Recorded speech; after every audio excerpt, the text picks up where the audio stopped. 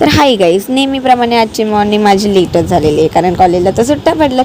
नाकावरची फोडी बघून ना माझा तर मूडच ऑफ झाला, पण म्हटलं जाऊन दे.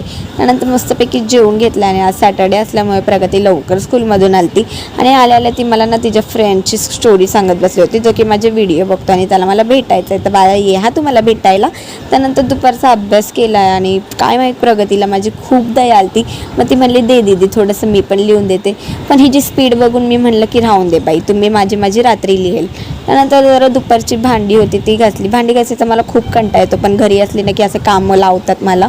त्यानंतर मग मस्तपैकी चहा पिली आणि चहाचा एक घोट पोटात गेला की मस्त हा हा हा असं वाटतं ना.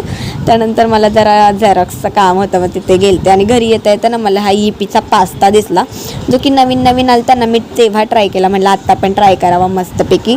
मम्मीने घरी येता जरा भाजी आणायला सांगितली होती आणि बोलली की चक्कीतून पीठ आण. पण आमचं पीठ कोणतं होतं मला भेटतच नव्हतं. खूप वेळ शोधल्यानंतर मग भेटलं, पण ते मला काही उचलतच नव्हतं. म्हणून मी मम्मीला म्हटलं तुझं तू आण. त्यानंतर घरी आले, अभ्यास करायचा सोडून माझं गप्पाच चालल्या होत्या जास्त. जेवून घेतलंय रात्रीचं जेवण मस्तपैकी. आजच्या पुरतं इतकंच. भेटूयात नेक्स्ट व्लॉगमध्ये, तोपर्यंत बाय.